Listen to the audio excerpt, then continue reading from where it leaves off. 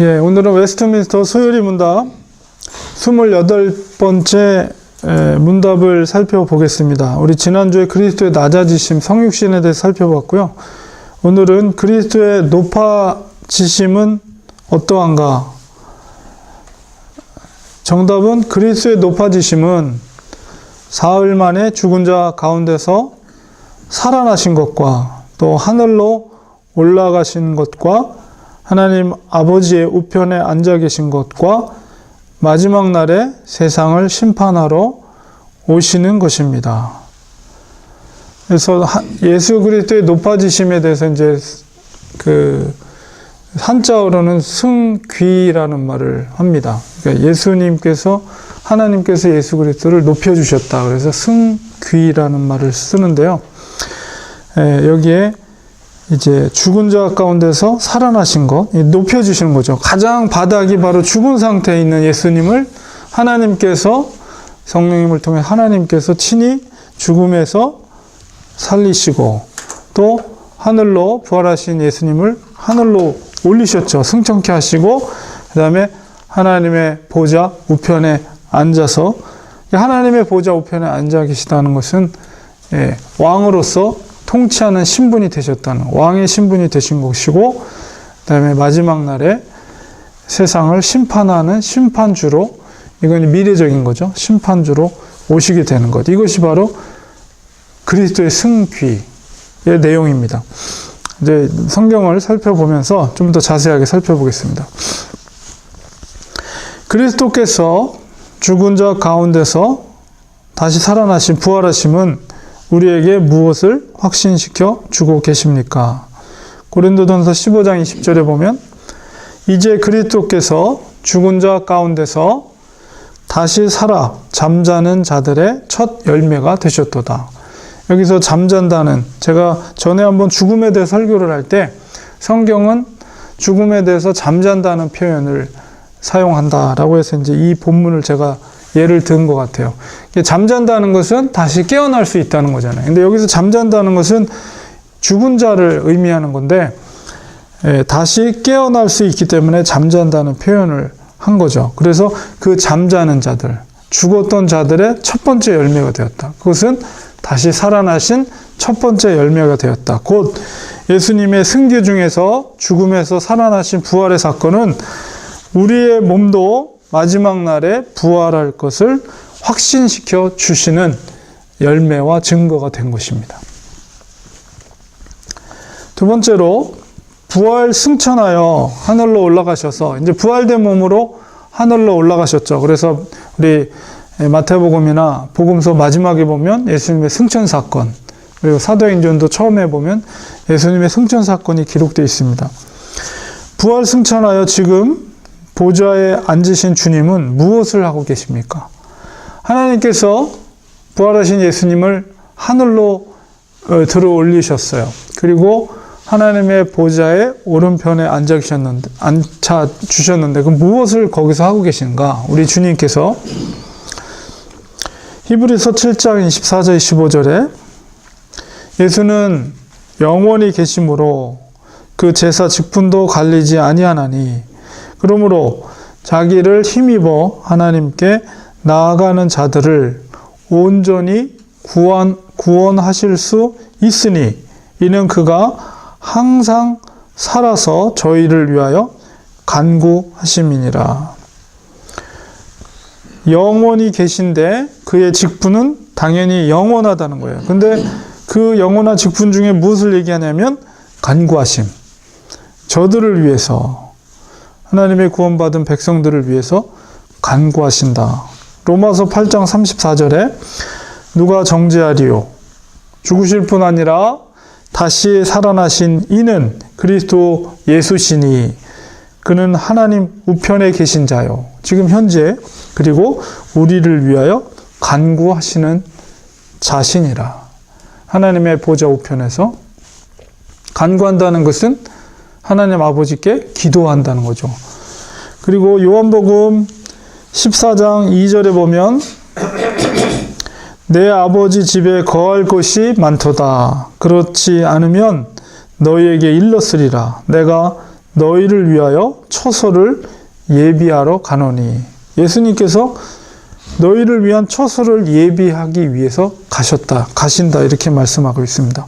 그래서 이런 성경적인 근거를 통해서 하나님의 보좌 우편에 가신 예수님은 항상 살아서 우리를 위해 기도하시며 또 우리가 거할 처소를 예비하고 계십니다. 지금도 예수님은 일하고 계신 거예요. 근데 그 일은 바로 우리를 위한 중보를 영원히 하시고 또한 우리의 거할 처소를 예비하고 계신다. 준비하고 계세요. 우리의 이제 심판 이후에 우리가 영원히 거하게 될 처소, 그 처소를 지금도 어떻게 준비하시는지 구체적으로는 알 수 없지만 아름답게 우리가 살 수 있도록 그 처소를 준비하고 계신다.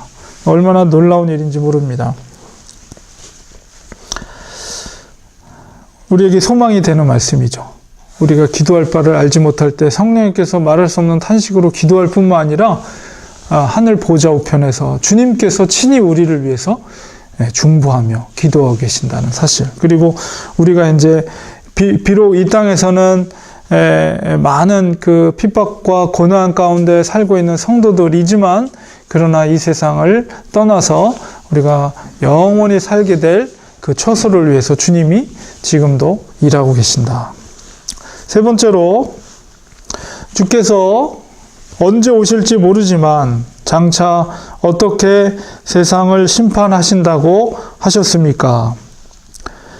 마지막 날에 세상을 심판하러 오시는데 그게 이제 그리스도의 높아지심의 직분으로서의 그 역할이에요. 사도행전 17장 31절에 보면 이는 정하신 사람으로 하여금 천하를 공의로 심판할 날을 작정하시고 이에 저를 죽은 자 가운데서 다시 살리신 것으로 모든 사람에게 믿을 만한 증거를 주셨음이니라. 심판의 주로 예수님을 살리셨는데 공의로 심판하신다는 것을 알게 됩니다. 그 다음에 고린도후서 5장 10절에 이는 우리가 다 반드시 그리스도의 심판대 앞에 드러나 각각 선악간에 그 몸으로 행한 것을 따라 받으려 함이라. 주님께서 어떻게 세상을 심판하신가라고 했을 때 공의로 심판하다. 공의로 심판하시지만 선악간에 그 몸으로 행한 것을 따라 심판하십니다. 이렇게 말씀하고 있어요. 근데 여기서 우리가 잘 기억하고 바로 이해해야 될 부분은 그 몸으로 행한 것을 따라서 심판을 한다고 했는데요. 이것을 잘못 이해하면 마치 우리의 구원관이 행위를 통한 구원으로 우리가 착각할 수가 있는데 그 말씀이 아니고요. 여기서 말하는 행함, 것이라는 것은 그의 행함이 믿음에 근거한 행함인 것인가를 확인하는 것을 통해서 심판을 하신다는 거예요. 그러니까 우리가 온전한 믿음이라는 것은 반드시 행함이 있어야 된다는 것을 이야기하는 거예요. 우리가 행함이 없이 우리가 얼마든지 말로만 이야기할 수 있어요. 나는 하나님 믿어요. 나는 예수님을 나의 구주로 영접했습니다. 물론 우리 신앙의 고백으로 우러나오는 그 신앙의 고백은 굉장히 중요한 거지만 그러나 우리 마음에서 우러나오지 않고 그냥 입술로만 내가 하나님을 믿습니다라고 얼마든지 말할 수 있다는 거죠.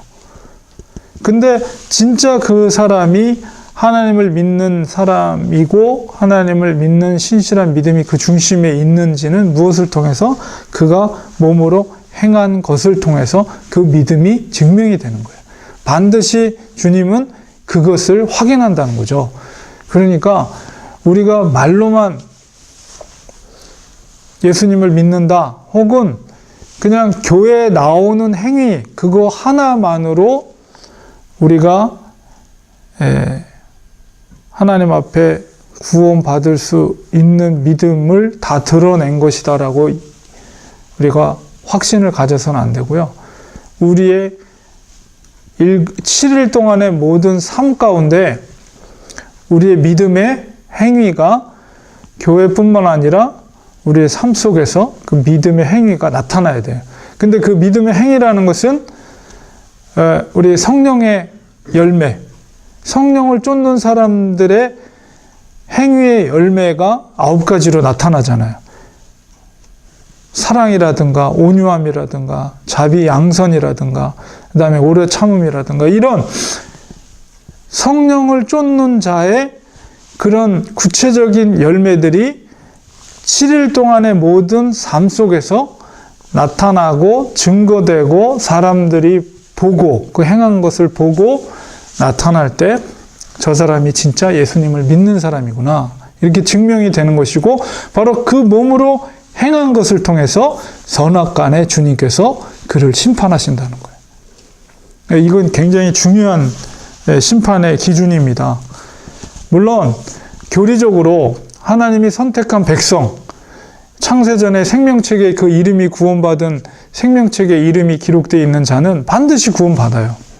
그러나 그것이 누가 그 이름의 생명책에 기록이 되어 있는지 안 됐는지 우리가 알 수가 없죠. 그리고 우리가 쉽게 판단할 수가 없어요. 그러나 우리가 믿음의 행위를 통해서 우리가 짐작은 할 수 있지만 그것을 확정적으로 당신은 생명책에 이름이 기록되어 있습니다 라고 우리가 감히 말할 수가 없는 거죠. 그렇기 때문에 우리는 늘 겸손한 마음으로 우리가 하나님 사랑하는 마음을 우리의 행위를 통해서 믿음의 행위를 통해서 저는 주님 앞에 증명이 되고 그 행함이 바로 심판대 앞에 섰을 때 선악간에 구별하는 기준이 된다는 사실을 우리는 꼭 기억해야 됩니다. 네 번째로 그리스도의 부활이 우리에게 가르쳐 주시고자 하심은 무엇입니까? 우리 로마서 6장 4절에 우리가 그의 죽으심과 합하여 세례를 받음으로 그와 함께 장사되었나니 이는 아버지의 영광으로 말미암아 그리스도를 죽은 자 가운데서 살리심과 같이 우리도 또한 새 생명 가운데서 행하게 하려 함이니 이렇게 말씀드렸어요. 예수 그리스도의 부활이 우리에게 가르쳐주는 바는 하나님이 그리스도를 부활하신 것 같이 우리로 새 생명 가운데 행하게 하시기 위함입니다.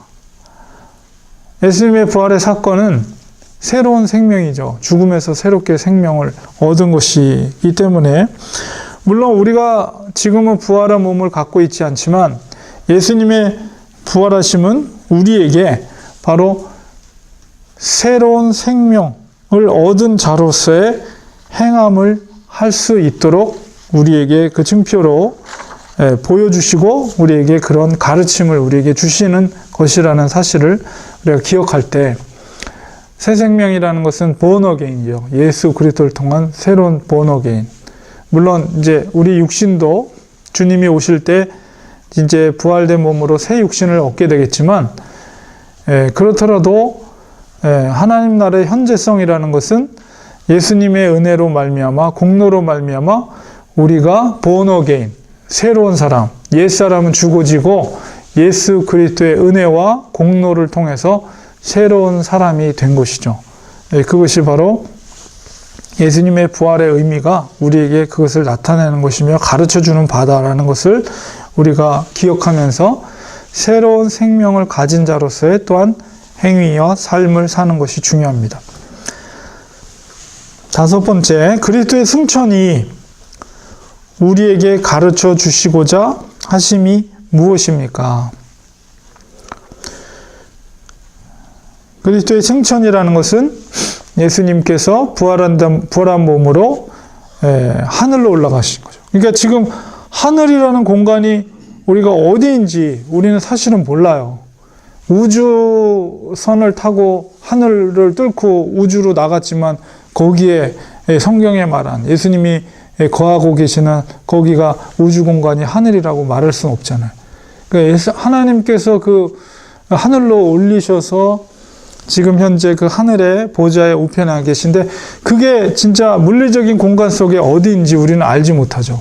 우주 공간이라고 말할 수 없잖아요.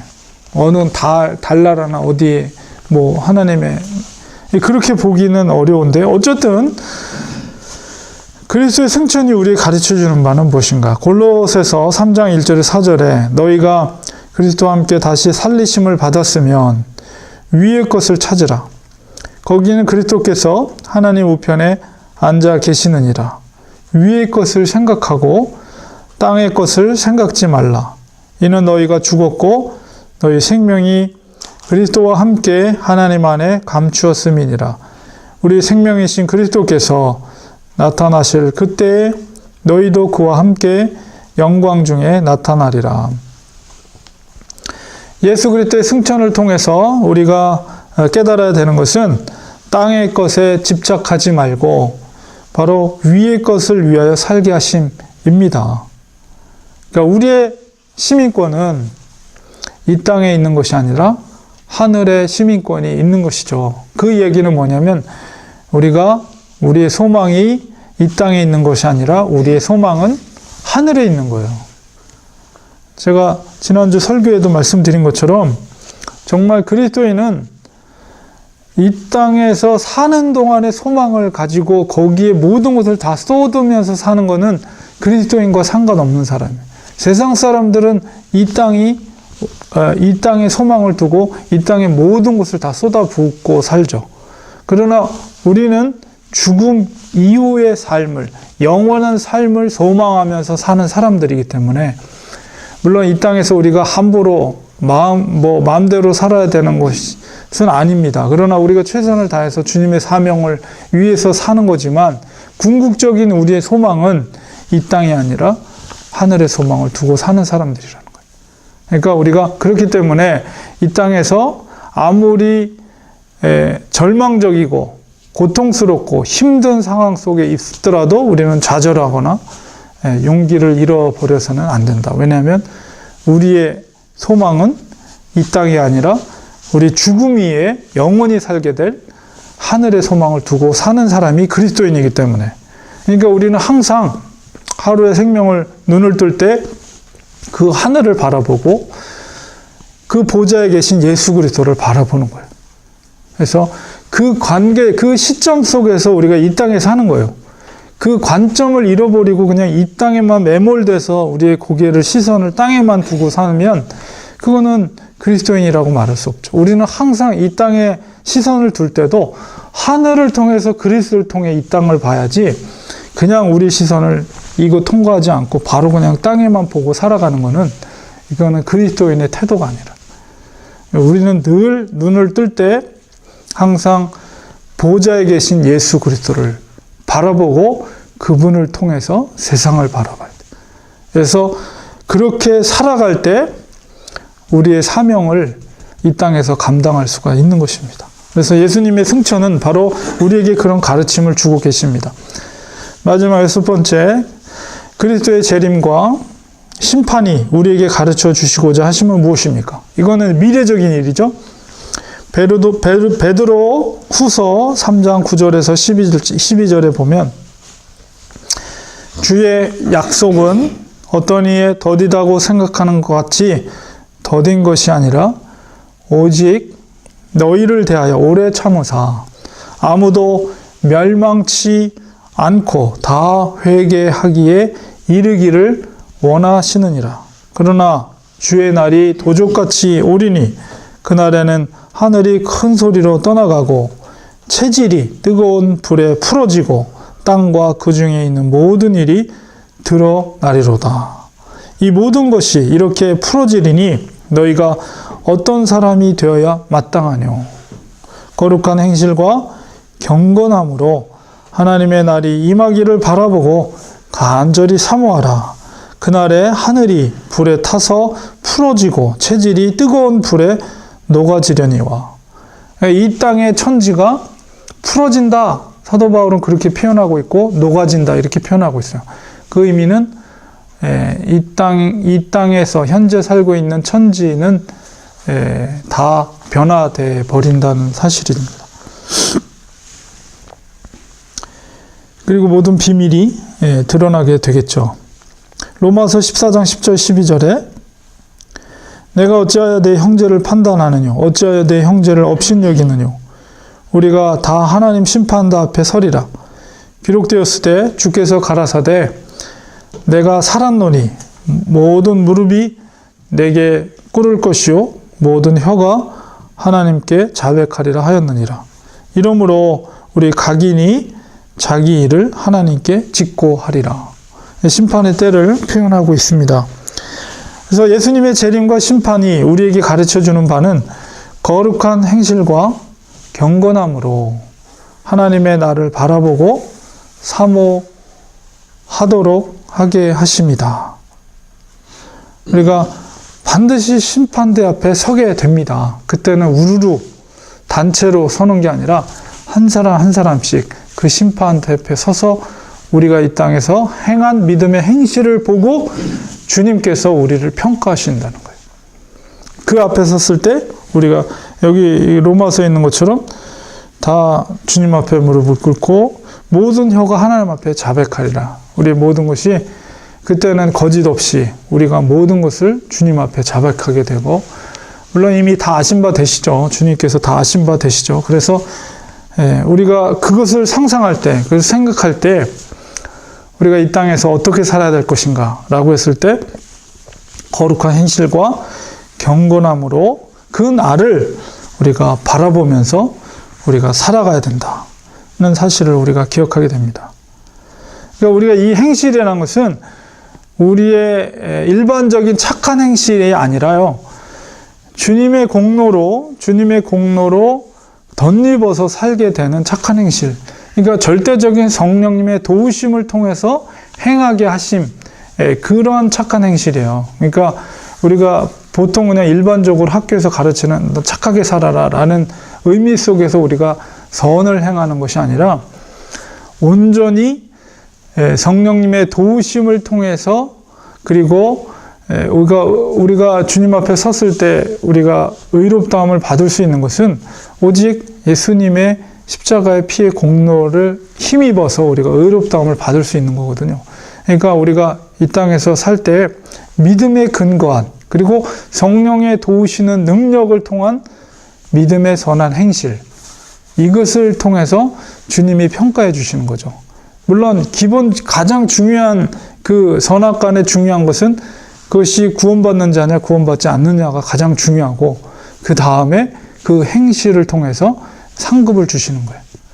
반대로 버림받은 자라 할지라도 그들에게 벌급이 차등이 지급이 돼. 차등적으로 우리에게 구원받은 자라 할지라도 상급이 차등으로 지급이 된다. 그것은 이 땅에서 믿음의 어떤 행실을 했냐에 따라서 그것을 주께서 정해 주시겠죠. 그러므로 그 심판대 앞에 설 것을 우리는 다 두렵고 떨림으로 우리가 늘 생각하면서 우리가 의지적으로 죄에서 먼 행실과 선한 행실, 믿음의 선한 행실을 살기 위해서 끊임없이 우리는 발버둥 치고, 사도 바울의 고백처럼 날마다 내 자아를 죽이는 삶을 통해서 하나님의 성령의 소욕이 우리 속에서 요구하시는 대로 살 수 있도록 늘 영적으로 깨어서 기도하면서 거룩한 삶을 살도록 우리는 노력해야 됩니다.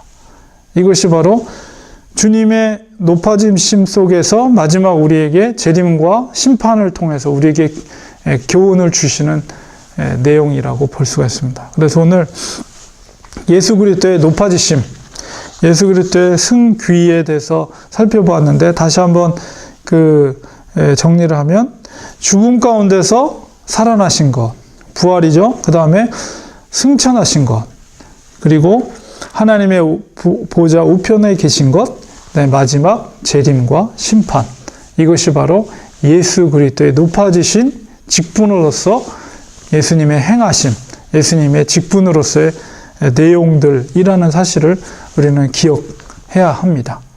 그러니까 지난주에 예수님의 낮아지심에 대해서 살펴봤죠. 성육신과 고난받고 죽으심에 대해서. 이게 바로 예수님의 낮아지심이라면, 하나님께서 예수 그리스도를 그 가운데서 다시 높은 자리로 올리셨어요. 그 내용은 죽음에서 살아나심과 승천과 보좌 우편에 계신 것과 재림과 심판, 이것을 생각할 때 예수님의 사역이 무엇인가를 분명하게 우리가 이해할 수가 있는 것입니다. 그래서 오늘은 그리스도의 낮아지심, 웨스트민스터 소요리 문답 28번째 문답을 우리가 살펴보았습니다. 오늘 여기까지 하겠습니다.